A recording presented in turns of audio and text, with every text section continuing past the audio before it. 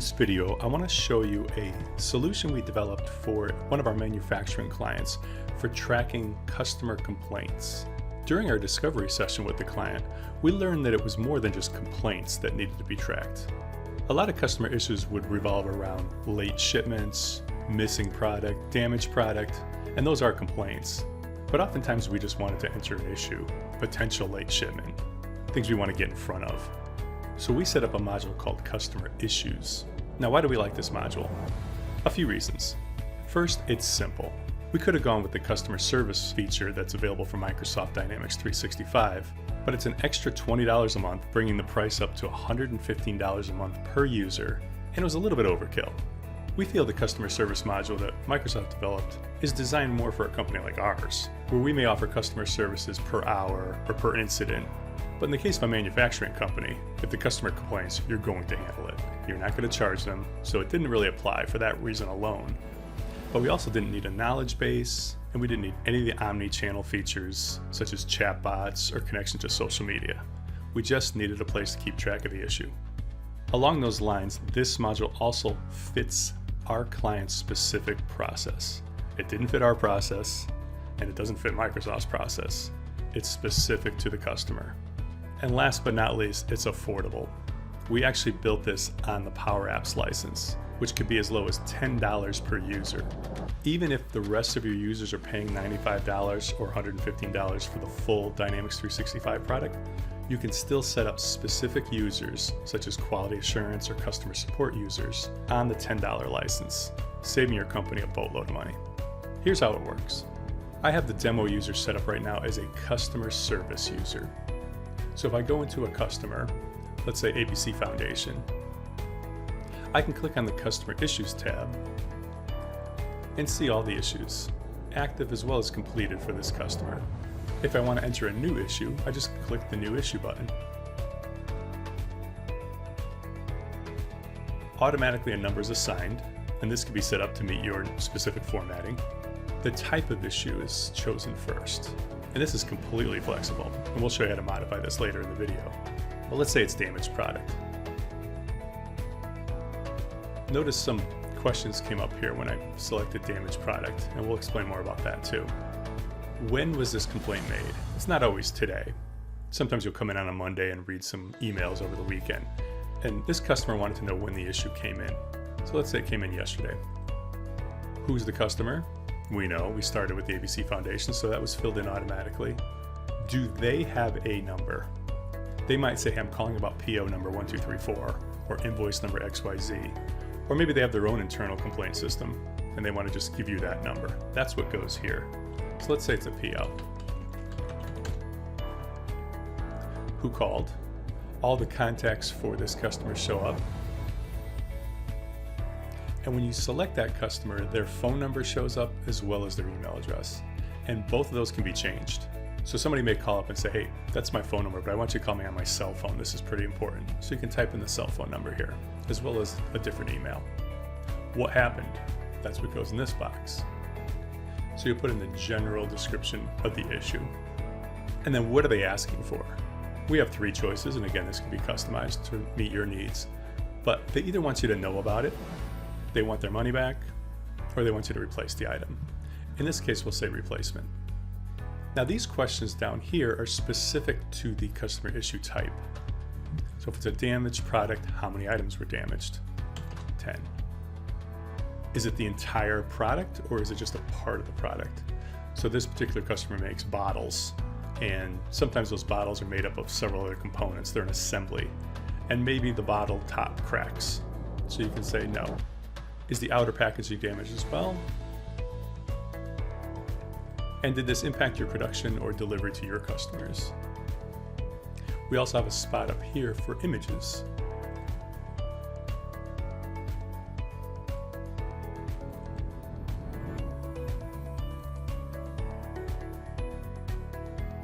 And you could pick up to 3.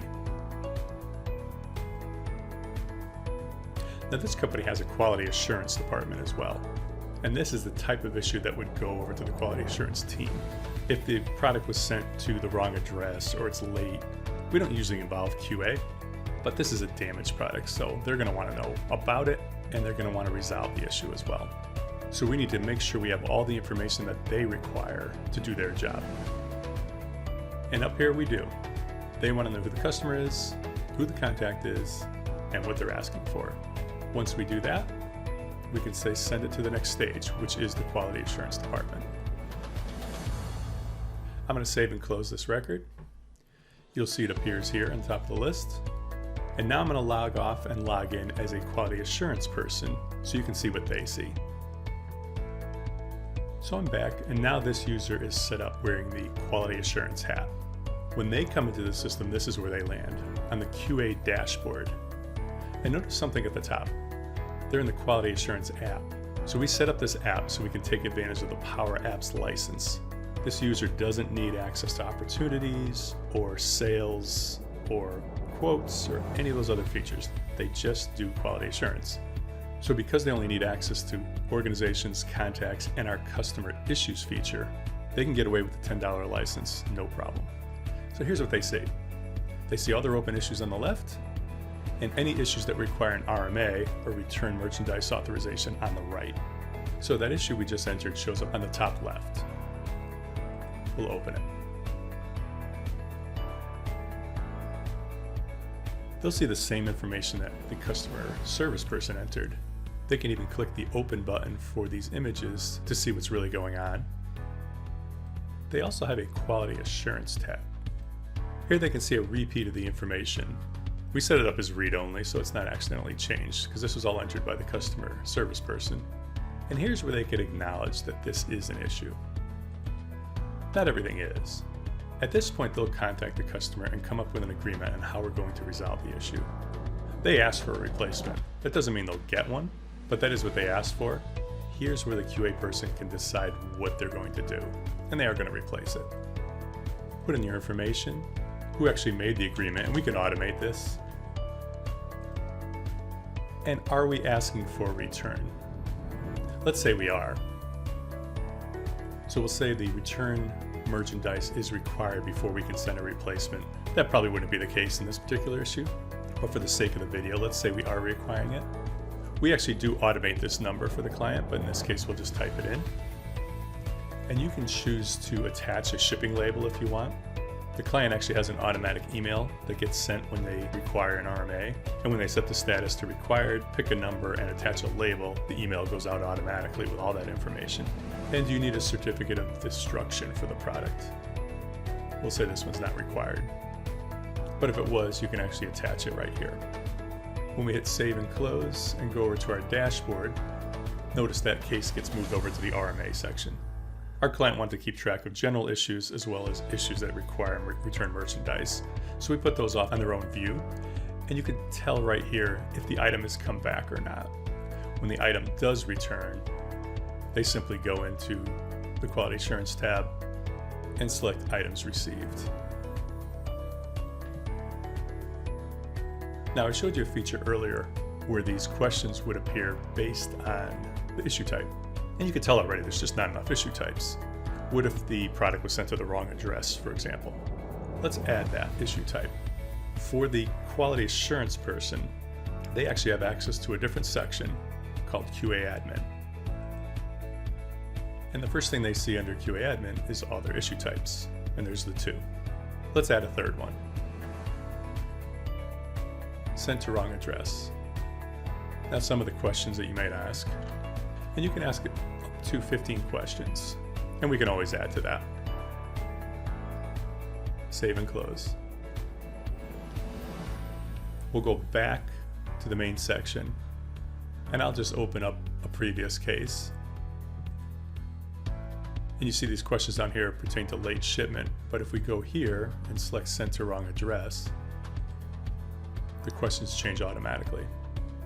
Now we even took the time to store the question. You don't see it, but we actually store the question and the answer with the issue. And why do we do that? If you ever go back and change those questions, it won't affect all of your historical data.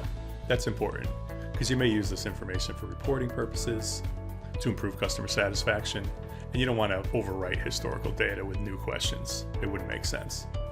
If you'd like more information on how we can improve your customer satisfaction, reach out to us today at www.p2automation.com.